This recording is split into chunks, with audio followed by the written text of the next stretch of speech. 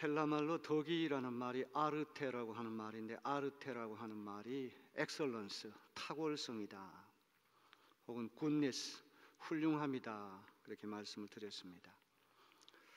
어려서부터 피아노에 재능이 있는 아이에게 피아노를 가르쳤더니만 피아노를 열심히 연습해가지고 점점 피아노 치는 능력이 발달이 돼서 어느 순간에는 악보 없이 베토벤이니 모차르트와 같은 대단한 음악가들의 곡을 자유롭게 연주할 수 있게 됩니다. 피아노 잘 치는 것이 그 아이에게 아르테가 된 것입니다. 운동도 마찬가지죠.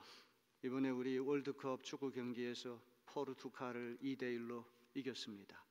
16강에 기적적으로 우리가 진출하게 됐는데, 그 선수들 한 사람 한 사람이 축구를 잘하는 아르테, 엑설런스, 탁월성을 가진 사람들입니다.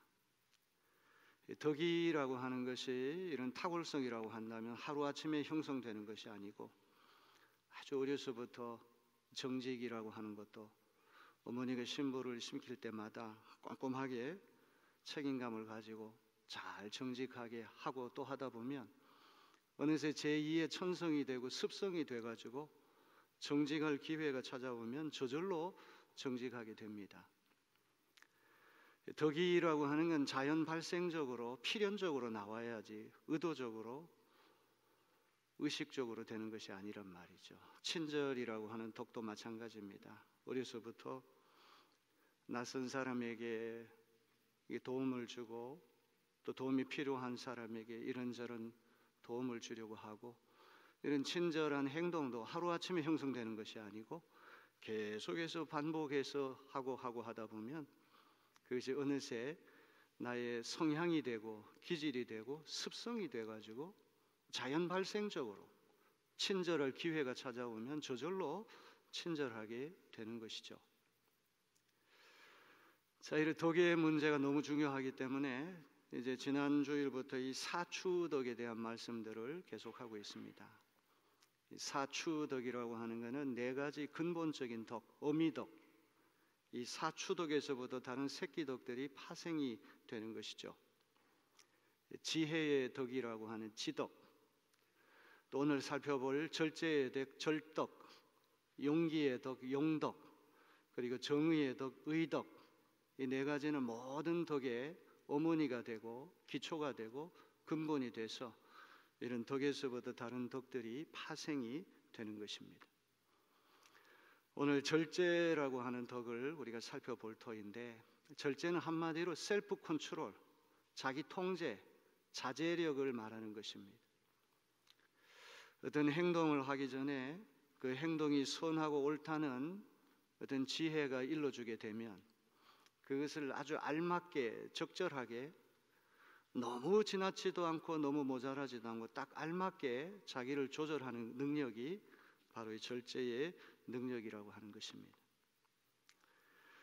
절제는 저수지의 제방 뚝과 같아가지고 아무리 비가 많이 온다고 할지라도 제방이 튼실하면 그 뚝은 무너지지가 않습니다.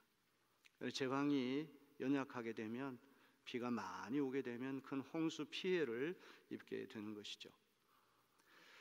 평소에 자제하는 능력, 절제하는 훈련을 해놓지 않으면 큰 어려움이 닥치게 되면 이 제방이 연약해져 가지고 제방이 뚫리듯이 큰 어려움을 겪을 수가 있는 것이죠.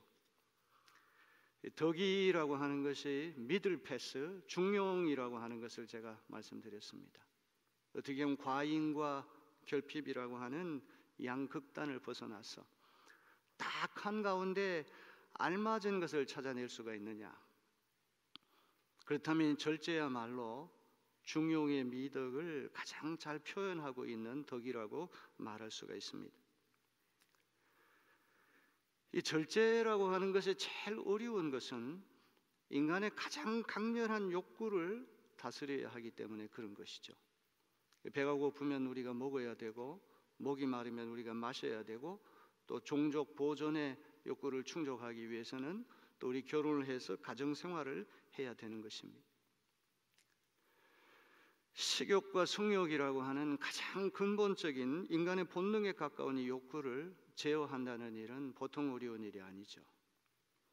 사흘을 굶어가지고 남의 집 담 안 넘어가는 사람 없다, 이런 이야기 있는 것처럼 우리가 먹는 것 앞에서는 누구나 다 어쩌할 바를 우리가 모르게 되는 것이죠. 오늘 우리 사회는 과소비 중심의 사회가 되고 말았습니다. 식당을 지나가다 보면 무한 리필이라고 하는 그런 것들 우리가 흔히 보게 됩니다. 우리가 배고팠던 시절에는 무한 리필이라고 하는 게 필요할지 모르지만 오늘과 같은 음식이 넘쳐나는 시대에는 무한 리필이 우리 건강을 위협하는 굉장히 독소가 될 수가 있는 것이죠. 또 사람들이 명품에 대해서, 브랜드가 좋은 명품에 대해서 소유하고자 하는 욕구, 자동차를 타더라도 최고 좋은 자동차를 타게 되면 자기의 가치도 자동차에 따라 상승한다고 하는 그런 생각을 많이들 하고 있습니다. 명품 브랜드를 소유하게 되면 그 명품 브랜드에 걸맞는 자기의 인격이나 자기 가치도 비례에 상승한다, 이런 생각 때문에 오늘날 이 시대에는 과소비가 계속되고 있다는 것을 기억해야 됩니다.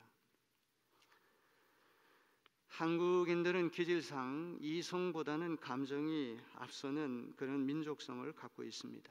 불광불급, 미치지 않으면 미치지 못한다. 앞에서 말하는 미친다는 말은 획가닥 극단적으로 간다는 말이고, 두 번째 미친다는 말은 도달한다는 말. 공부를 하든 무슨 일을 하든지 극단적으로 밀어붙여야지만 어느 단계에 도달할 수 있다, 이런 극단적인 사고가 우리에게 많이 있습니다. 그렇기 때문에 우리 한국인들에게 특별히 필요한 미덕이 바로 절제, 자제력의 미덕이 아닌가 싶습니다. 절제에는 크게 세 가지 영역이 있습니다. 첫째는 식욕이나 성욕과 같은 우리의 육체적인 욕구에 대한 절제가 필요합니다. 두 번째는 기쁨이나 슬픔, 우울, 분노, 감정에도 절제가 필요하다는 것이죠. 감정이라고 하는 건 고삐가 풀린 상태입니다. 감정대로 우리가 살게 되면 이 세상은 엉망진창이 되고 말 것입니다. 어떻게 하면 감정에 치우치게 될 때 그 감정을 이성의 수준으로 끌어올릴 수가 있느냐, 이게 절제력에서 아주 중요한 요소인 것입니다. 세 번째는 정신적이고 영적인 문제에도 절제가 필요합니다. 신앙생활에도 절제가 필요합니다. 책을 읽는 것은 참 아름다운 일이지만 이게 잘못된 호기심을 가지고 자기 영혼에 전혀 보탬이 되지 않는 그런 책들에 탐닉한다면 그건 상당히 위험한 것이 되고 맙니다. 트로트 뽕짝이라고 하는 음악이 우리를 위로해주고 우리의 감정을 이렇게 고양시키는 그런 면도 있기는 하지만 우리가 24시간 늘 그런 음악에 젖어 산다면 우리 영혼이 건강해질 수가 없는 것입니다. 호기심이라고 하는 것은 참 좋은 것입니다. 호기심이 있기 때문에 발명을 할 수 있고 호기심이 있기 때문에 새로운 발견을 할 수가 있지만 연예인의 사생활에는 호기심을 가진다든지 쓸데없는 일에 호기심을 가진다면 그 호기심은 오히려 우리에게 폐를 끼치는 것이 되고 말 것입니다. 제가 중학교 다닐 때 친구들 가운데 어떤 친구들은 멀리서 한 10리, 20리에서부터 오는 친구들이 있었는데 그 반나절 오전 수업을 빼먹고 오후에 등교하는 학생이 있습니다. 선생님이 왜 늦게 왔냐 그러면 어떤 이가 마을에서 물고기를 잡는데 족대를 가지고 물고기를 잡는데 물고기 잡는 거 뒤따라가다가 호기심 가지고 뒤따라가다가 반나절을 보냈다는 그런 이야기입니다. 우리가 호기심을 갖고 정신활동을 하는 것도 중요하지만 어떤 것에 호기심을 갖느냐 하는 문제가 중요한 문제입니다. 첫째로 육체적 욕구에 대한 절제가 필요합니다. 식욕이 당긴다고 해서 아무 음식이나 우리가 닥치는 대로 먹는다면 필연적으로 우리는 건강에 이상이 생기게 되는 것입니다. 죽음에 이르는 7가지 죄 가운데 하나가 탐식이라고 하는 걸 잊지 말아야 됩니다. 수도원의 수도사들이 수도 생활을 하는데 너무 배가 고프니까 과도하게 음식을 탐하게 됩니다. 음식을 탐하다 보면은 영적으로 게을러지고 나태해지고 쓸데없는 생각이 들어와 가지고 수도 생활을 망치게 된다는 그런 이야기입니다. 포도주라고 하는 건 그 자체로 선하지도 악하지도 않은 중립적인 것이죠. 포도주를 누가 쓰는가에 따라 가지고 포도주의 효과는 달라지는 것입니다. 사도 바울이 디모데라고 하는 제자가 위장병에 걸린 것을 알고 신경성 소화기 계통의 질병이 있는 것을 알고 포도주를 약으로 쓰라 이렇게 권면을 합니다. 약용으로 포도주를 절제했으면 포도주는 참 좋은 것이죠. 스테이크를 먹을 때 포도주 조금 마시는 거, 그건 누가 죄라고 탓할 사람이 있겠습니까? 문제는 과도하게 마실 때 알코올 중독증으로 발전하게 되고, 노아 같은 사람이 대표적인 사람입니다. 당대 의인으로서 늘 하나님과 동행했던 노아가 어느 날 포도주를 너무 많이 마셔서 되취해서 큰 대자로 뻗었습니다. 하체가 다 벌거벗은 상태가 되고 아들 함이 그 모양을 보고 형제들에게 고자질을 했더니만 술 깨어나가지고 또 두 번째 잘못을 저지릅니다. 고자질한 아들을 저주해가지고 이 형제들 가운데 비극이 생기게 됐다는 그런 것입니다. 에서가 팥죽 한 그릇에 장자의 명분을 야곱에게 팔아 넘기는 얘기는 유명한 이야기입니다. 하루 종일 들판을 쏘다니고 다니다가 집에 돌아오니 얼마나 허기가 졌겠습니까? 아무리 허기가 졌다고 할지라도 장자의 명분이 훨씬 중요하기 때문에 어떤 일이 있어도 장자의 명분을 팔아 넘기면 안 됩니다. 식욕을 억제하지 못해서 팥죽 한 그릇에 장자의 명분을 팔아 넘기는 그런 사람이 에서가 되고 말았다는 것입니다. 에서는 식욕의 문제뿐만 아니라 성욕까지도 주체를 하지 못했습니다. 이미 아내가 여러 명이나 있었지만 아버지 이삭이 가나안 원주민들 여성과 결혼하면 안 된다 신신당부를 했지만 금방금방 욕구가 생길 때마다 가나안 여인들을 아내로 맞아들여 결혼하는 그런 모습을 보입니다. 야곱은 사랑하는 여인 라헬을 아내로 맡기 위해 14년 동안을 참고 기다렸던 것하고 너무나 좋은 대조가 되고 있는 것입니다. 삼손이 기생 들릴라 유혹에 넘어가서 그 민족 전체가 아픔을 당했던 이야기는 우리가 너무나 잘 알고 있습니다. 식욕과 성욕이라고 하는 건 인간의 가장 기본적인 욕구고 본능이기 때문에 가장 강렬한 욕구고 누구도 통제하기가 어려운 측면이 있습니다. 그러나 이런 어려운 것들을 잘 조절한다면 더 작은 욕구들은 더 쉽게 조절할 수 있는 능력을 갖게 될 것입니다. 두 번째로 우리 희로애락의 감정에도 자기 조절이 필요합니다. 인간은 이성의 동물이기 이전에 감정의 동물입니다. 부당한 대우를 받거나 억울한 일을 당할 때 화가 나는 것은 당연합니다. 불의한 일을 보고서도 분노가 생기지 않는다면 그건 문제가 있습니다. 문제는 화를 낼 때 나를 화나게 한 그 당사자에게 나를 화나게 한 만큼의 정확한 비례에 맞게 그렇게 화풀이하기가 너무나 어렵다는 것입니다. 종로에서 뺨 맞고 한강에서 눈 흘길다 이런 말이 있습니다. 직장 상사에게 부당한 대우를 받고서 화가 머리 꼭대기까지 솟구쳤습니다. 상사에게 대들었다가는 어려운 일을 당하니까 아무 죄가 없는 처자식에게 화풀이할 때가 있다는 그런 말이죠. 민수기 20장에 보면 모세가 격분한 나머지 하나님 앞에 그가 분노를 표출해서 가나안 땅에 들지 못한 그런 이야기가 나옵니다. 이스라엘 백성의 물이 떨어지니까 하나님을 원망하고 모세를 향해서 원망을 퍼부었습니다.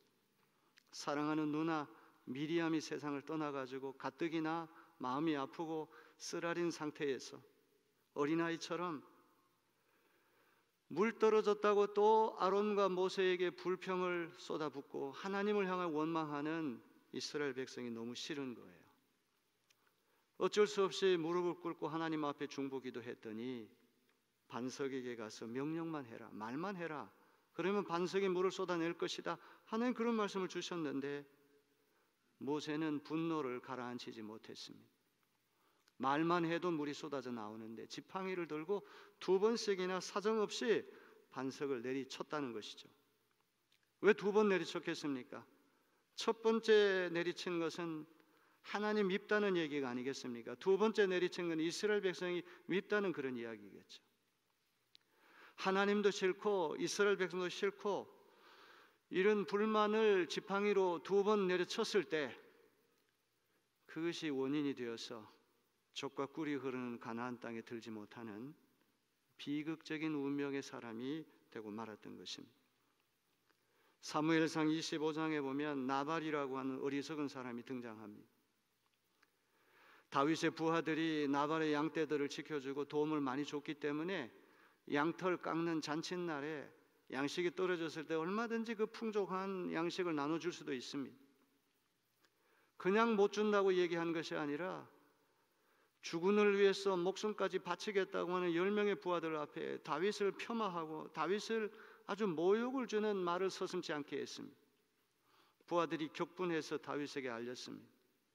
200명은 남게 하고 400명의 군사를 이끌고 나발 집안의 남자란 남자는 다 씨를 말리겠다, 격분해서 진격하는 이야기 우리 너무나 잘 압니다. 아무리 화가 난다고 할지라도 그 일을 촉발시킨 나발 한 사람만 제거하면 끝날 일인데 그 집안의 남자 전체를 희생하겠다고 하는 건 이거는 비례 법칙에 어긋나는 일이죠. 인생을 살다 보면은 감정에 치우칠 때가 얼마나 많습니까? 감정이 치우칠 때마다 그 감정 수준을 이성 수준으로 끌어올리는 지혜가 우리에게 필요합니다. 그럴 때 우리는 감정을 이기고 합리적인 이성을 가지고 절제하는 그런 능력을 우리가 가질 수가 있습니다. 세 번째는 우리의 생각이나 정신활동, 심지어 신앙생활 활동, 영적인 생활에 있어도 절제가 얼마나 필요한지 몰라요. 고린도 교회는 초대교인들 가운데 은사를 가장 많이 받은 교회로 유명합니다. 가지가지 신령한 은사들을 받았어요. 선물로 받았습니다. 은사를 선물로 받았다고 한다면 주신 분이 더 귀하지 선물이 중요한 것은 아닙니다. 어린아이를 너무 사랑해가지고 선물을 아주 정성을 다해 선물을 준비해서 주었더니 선물을 준 사람은 전혀 개의치 않고 그 받은 선물만 애지중지한다고 그러면 선물을 준 사람 마음이 얼마나 서운하겠습니까? 선물을 주신 하나님이 더 귀한 분이지 선물이 더 중요한 것은 아닙니다. 고린도 교인들은 선물을 주신 하나님은 잊어버리고 받은 선물만 가지고 자랑하기 급급했습니다. 교만한 공동체가 되고 어떤 은사가 더 우월하다, 은사 문제를 가지고 파가 갈리고 교회가 어렵게 되는 것들을 우리가 보게 됩니다.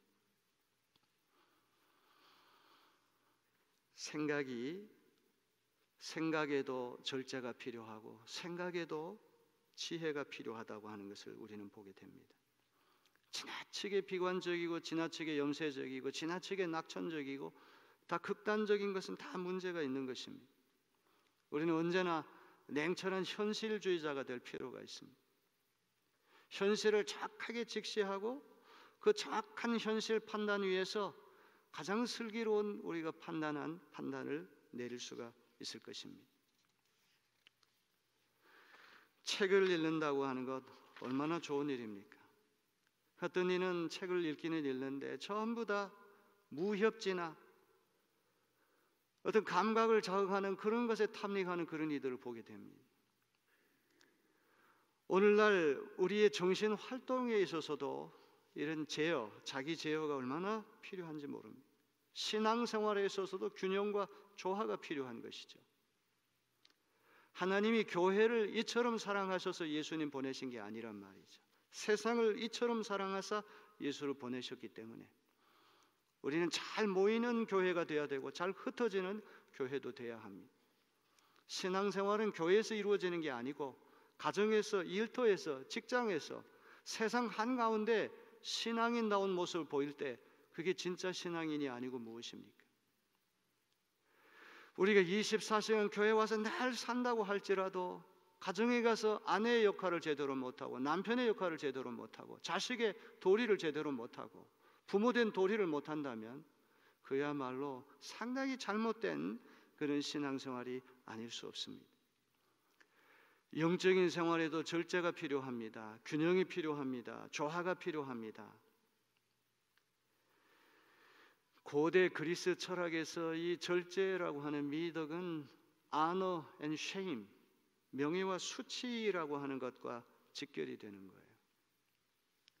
이 절제라고 하는 걸 하지 못하면 인간이 생각나는 대로 말하고 속구 욕심이 솟구치는 대로 우리가 행동을 한다면 어느 순간 우리는 짐승의 수준으로 전락하고 말 것입니다. 그렇게 되면 인간답게 살게 되면 명예와 칭찬이 따라붙지만 인간이 아닌 짐승 수준으로 굴러떨어지게 되면 수치와 책망이 따라붙게 되는 거예요. 이 명예와 수치라고 하는 그런 문화와 절제라고 하는 미덕이 직결된다고 하는 것을 우리는 기억해야 됩니다. 먹는 거나 마시는 거나 모든 영역에서 자기를 잘 조절하는 사람에게는 존경과 명예가 주어지지만 욕구를 제대로 조절하지 못해 짐승 수준으로 굴러떨어질 때 거기 비난과 수치가 따라 붙는다고 하는 것을 기억해야 됩니다. 제가 이 성품과 미덕에 대한 이야기들을 연구하기 위해서 여러 자료들을 읽어보니까 절제라고 하는 어미덕에서부터 다양한 새끼덕들이 파생이 되는데 인내라고 하는 잘 참는 것도 절제하지 않고는 참을 수가 없습니다. 겸손이라고 하는 것도 절제하는 것이죠. 막 자랑하고 싶고 으쓱거리고 싶고 교만한 마음을 품고 누구 말대로 안하, 무중이라고 그러나요? 눈에 들어오는 뵈는 게 없다. 이렇게 되면 그건 보통 큰 문제가 아닙니다. 이게 다 절제하지 못하는 것에서부터 시작되는 것이죠. 겸손이라고 하는 미덕도 다 절제에서부터 오는 것입니다. 온유라고 하는 미덕, 관용이라고 하는 너그러움이라는 미덕, 이런 것도 다 절제라고 하는 어미덕에서부터 파생하는 새끼덕들이라고 하는 것을 우리는 기억을 해야 됩니다.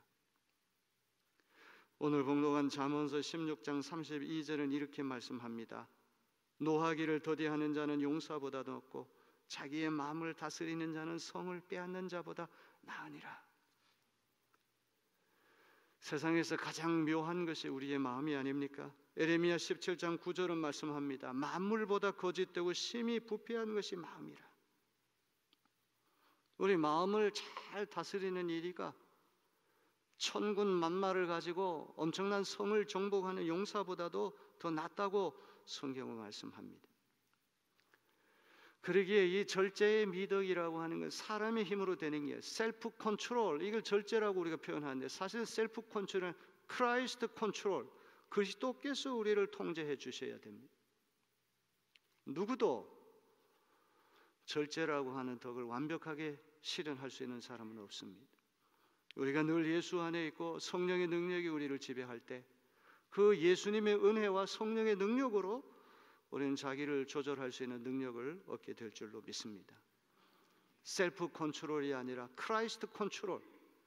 내가 나를 통제하다 보면 다 넘어지지만 그리스도께 내어 맡기고 그리스도께서 나를 다스리게 한다면 우리는 자기를 잘 조절할 수 있는 지혜와 능력을 받게 될 줄로 믿습니다. 고린도전서 9장에 보니까 바울 사도가 운동선수가 극기 훈련을 잘하듯이 예수 믿는 우리도 극기 훈련을 잘해야 된다, 이렇게 말씀하고 있습니다. 달리기 선수나 권투 선수가 금메달을 목에 걸기 위해서는 목표를 정하고 끊임없는 극기 훈련을 받아야 됩니다. 먹을 거 다 먹고 놀 거 다 놀고 하고 싶은 대로 해서는 절대로 금메달을 목에 걸 수가 없습니다. 세상에 썩어 없어질 월계관을 얻기 위해서도 그토록 치열하게 극기 훈련을 한다면 영원히 썩지 아니할 하늘의 면류관, 영광의 면류관, 의의 면류관, 생명의 면류관을 얻기 위해서는 얼마나 더 많은 극기 훈련이 필요하겠습니까? 오늘 하나님이 주시는 은혜로 말미암아 우리 남은 인생은 너무 과하지도 않고 모자라지도 않고 딱 알맞은 상태, 음식 먹는 것부터 잘 절제할 수 있는 우리가 되어야 할 것입니다. 말하는 것도 절제해야 되겠고, 감정의 문제도 절제해야 되겠고, 절제가 따라붙지 않으면 우리는 어느새 이제 사람다운 삶을 잊어버리고 짐승 수준으로 전락하고 말 것입니다. 오늘 주님의 은혜로 절제의 미덕을 다 갖출 수 있는 저와 여러분 되시기를 주님의 이름으로 기원합니다. 우리 주여 한번 외치고 결단의 기도를 올리겠습니다. 주여